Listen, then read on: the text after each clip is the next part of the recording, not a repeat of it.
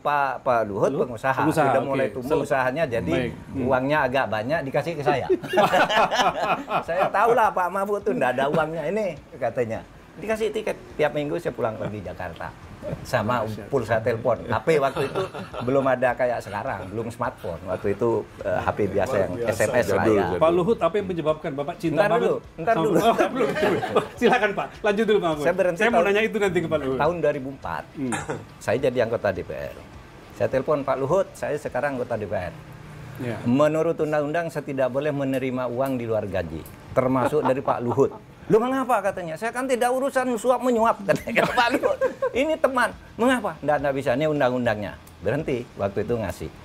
Tapi tahun 2006, 2 tahun sudah saya jadi anggota DPR, Pak Luhut telepon, Pak Mahfud, kamu tuh kok saya lihat kamu sering kemana-mana, ke Medan, ke Makassar, kemana, uangnya dari mana?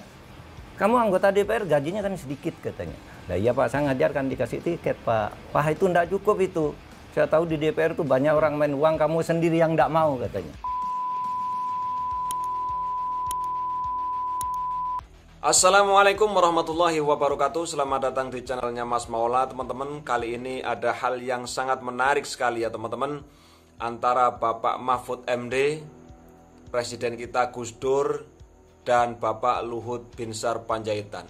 Di sini ada hal yang sangat menarik sekali, antara kedekatan yang perlu kita dengarkan, kita lihat ya, betapa luar biasa sosok dari Bapak Luhut ini teman-teman ya. Bapak Luhut ini sering memberikan bukan sumbangan memberikan uang kepada Bapak Mahfud MD. Cerita ini cukup menarik dan perlu kita contoh teman-teman ya, dari Bapak Luhut. Berikut adalah videonya. Pak Luhut tahu telon enggak Pak Luhut? Tahu lah. Telon ini. Gimana Pak? Ya, telon ini punya kesan yang bagus. Ya. Dengan saya, Pak Luhut dan Gus Dur. Jadi saya kalau ketemu Gus Dur itu di rumah Pak Luhut, pasti digorengkan telo yang sangat gurih, singkong bersama goreng pisang yang kenangan beliau. Tidak penyek gitu, tapi agak renyah sedikit gitu ya, renyah dan enak sekali. Setiap saya ke sana ini telo dan pisang goreng ini di rumah Pak Luhut. Jadi sajian utama ketika berkunjung ya. Sampai hari ini tuh sampai hari ini Pak. Gara-gara Gus Dur. Terakhir Bapak ke tempat beliau Pak 3 hari lalu. 3 hari lalu saya ke sana. Jadi saya memang musim-musim politik sejak Pilpres itu saya kirim pesan ke Pak Luhut. Pak Luhut, saya kangen ingin ketemu tapi nunggu dulu ya habis pelantikan presiden. Nanti dikira saya mau ngomong apa, mau lobby apa gitu. Nah, Pak Luhut menjawab, apa urusan politik, udah kesini aja. Kita ini kan kawan, enggak ada tuh. Tapi saya orang mau curiga biarin aja curiga gitu. Saya enggak datang. Baru 3 hari lalu saya datang ke Pak Luhut. Iya, ini telo. Nah ini apa yang tunjukin telo? Coba masukin. Sama goreng pisang. Kira-kira seperti ini nggak bayangannya nih? Nggak Pak, beda ya? Wah, lebih bagus tempat Pak Luhut. Tapi jenisnya ini cuma lebih laut Pak Luhut.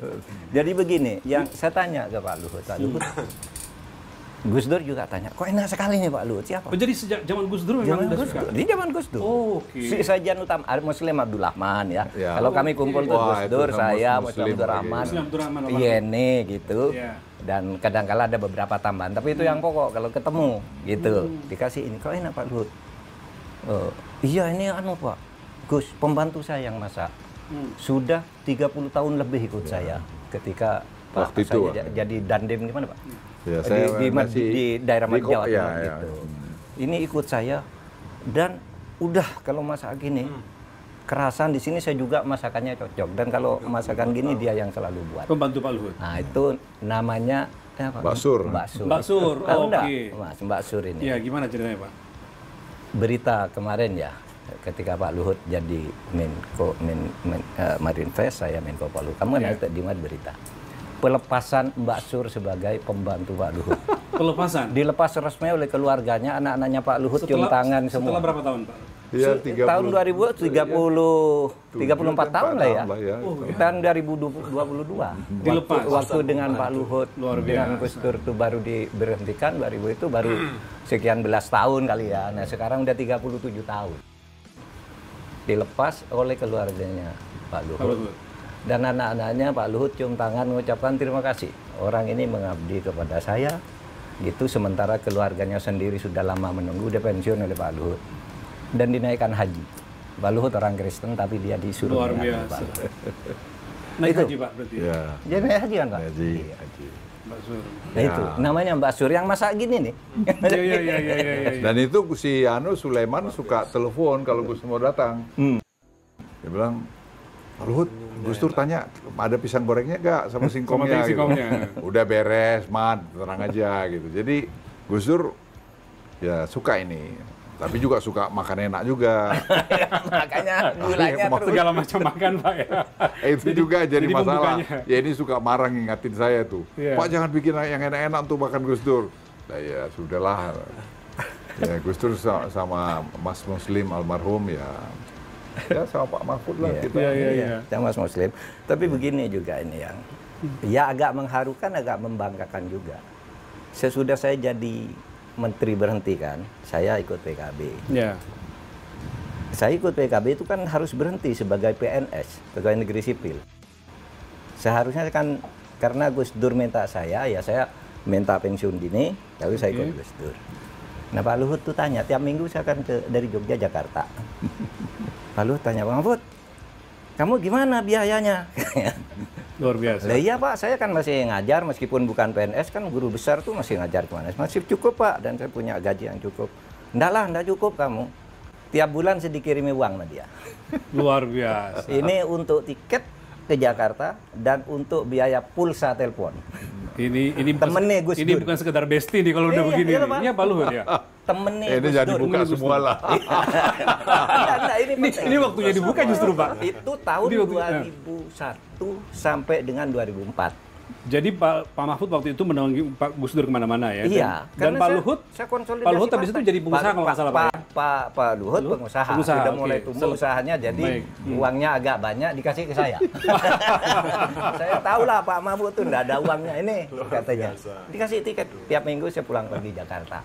Sama pulsa telepon. HP waktu itu belum ada kayak sekarang, belum smartphone. Waktu itu HP biasa yang SMS lah ya. Pak Luhut, apa yang menyebabkan Bapak cinta banget? Ntar dulu. Silakan Pak, lanjut dulu Pak. Saya mau nanya itu nanti ke Pak Luhut. Tahun 2004, saya jadi anggota DPR. Saya telepon Pak Luhut, saya sekarang anggota DPR. Ya. Menurut undang-undang saya tidak boleh menerima uang di luar gaji, termasuk dari Pak Luhut. Lu mengapa katanya? Saya kan tidak urusan suap menyuap katanya Pak Luhut. Ini teman. Mengapa? Nggak bisa, ini undang-undangnya. Berhenti waktu itu ngasih. Tapi tahun 2006, 2 tahun sesudah saya jadi anggota DPR, Pak Luhut telepon Pak Mahfud, kamu tuh kok saya lihat kamu sering kemana-mana, ke Medan, ke Makassar, kemana, uangnya dari mana? Kamu anggota DPR gajinya kan sedikit katanya. Nah iya Pak, saya ngajar kan dikasih tiket Pak. Wah itu nggak cukup itu. Saya tahu di DPR tuh banyak orang main uang, kamu sendiri yang nggak mau katanya. Saya mau bantu kan, nggak bisa Pak. Saya bilang, nggak boleh, ini undang-undangnya. Terus gimana caranya saya bantu kamu? Lah kalau saya bekerja resmi di perusahaan, mesti saya bisa dapat Pak Mahfud. Iya, terus Pak Luhut membentuk perusahaan namanya PT Bangun Bejana ya. Waduh luar biasa. Saya jadi komisarisnya. Jadi, dibuat perusahaan supaya Pak Mahfud tidak menyalahi entah membuat, entah membeli perusahaan orang, tapi saya diangkat komisaris, Pak Luhut demi bestinya dapat bisa diberikan agar saya bisa diberi bantuan. Biasa. Itu bulan November tahun 2006. Oh, masih ingat Pak? Masih ingat saya, masih ingat. Masih ada akta notarisnya. Sudah diantar akta notaris, saya komisaris utama. Ya saya tiap bulan rapat lah, karena kerja kan. Dan yang nganteri uang kepada saya atau ngirim lewat bank itu si Mbak Uli. Yang sekarang Uli, ketua Kartika Persit ya. Ketua istri iya, ini Mbak Uli. Istrinya Pak Maruli. Istrinya Pak Maruli. Itu yang, Pak Mahfud uangnya sudah ditransfer. Pak Mahfud, ayo makan bersama nih gajinya gitu. Tiap Jadi bulan. Pak Luhut dan anak-anaknya berarti yang care. Iya Pak. Pak Luhut gini, kalau rapat kan biasa ceplas. Kamu jangan main-main ya. Pak Mahfud nih, saudara saya. Gajinya jangan telat gitu.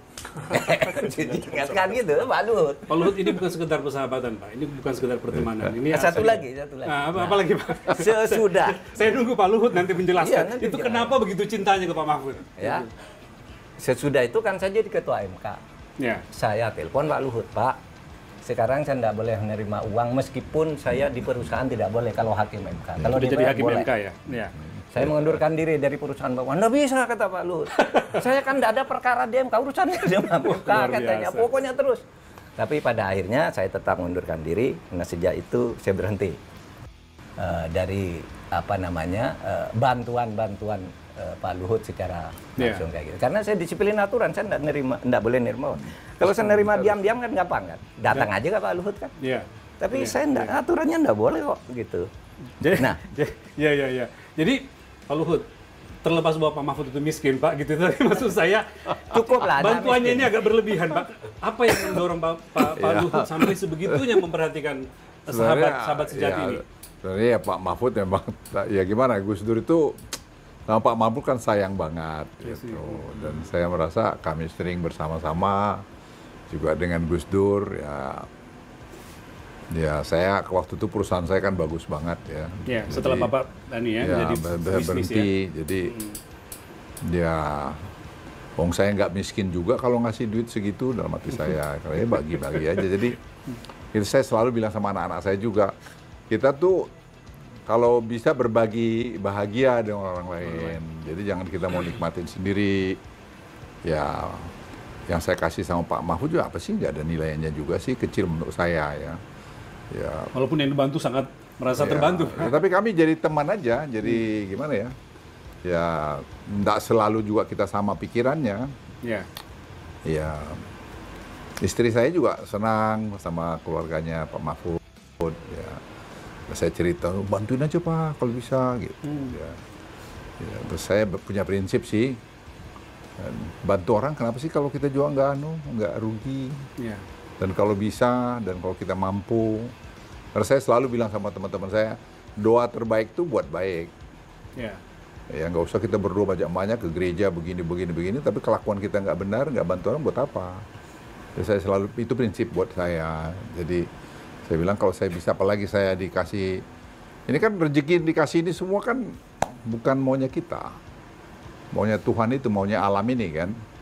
Lah, saya malah bantu Pak Mahfud, bantu teman-teman itu malah tambah banyak uang saya. Jadi saya nggak merasa ada. Berkah itu istilahnya. Jadi saya pikir apa poinnya, saya nggak pernah merasa, dan saya udah ingat-ingat itu. Saya nggak pernah ingat juga saya bantu-bantu Pak Mahfud.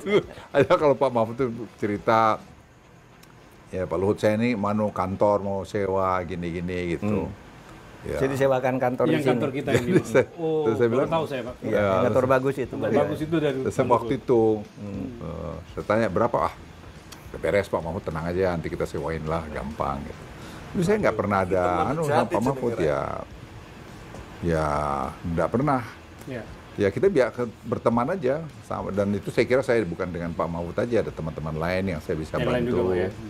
Ya kadang-kadang banyak kan yang kita tuh kadang-kadang nggak bersyukur ya, bahwa kita tuh dikasih sehat, dikasih rezeki banyak, bawa sharing gitu sama orang lain yang susah. Kan banyak teman kita yang susah. Iya. Waktu itu ya Pak, itu para jenderal pensiunan yang setengah nganggur itu kerja di mata Pak Luhut lah, dikasih uang Pak Luhut. Kan pensiunan tentara pensiunnya kecil kan, jadi pensiunan tentara tuh jalan tuh kan cuma 4 juta. Pak Luhut dikasih 4 juta. Jadi dikasih ya dipasang sebagai komisaris ini, swasta ya, bukan komisaris itu. Perusahaannya Pak Luhut.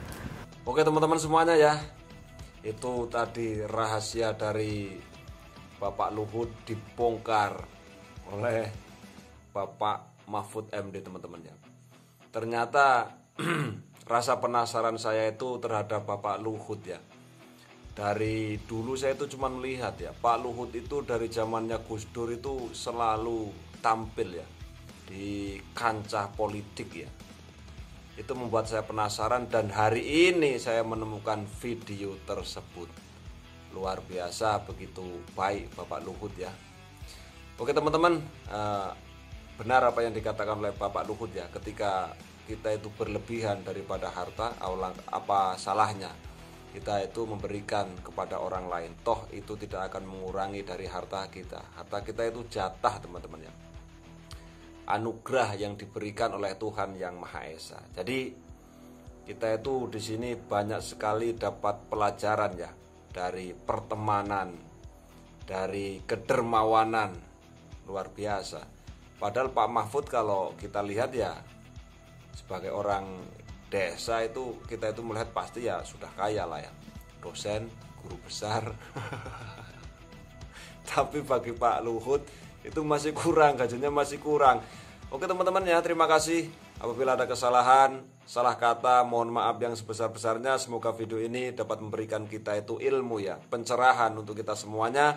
Wassalamualaikum warahmatullahi wabarakatuh.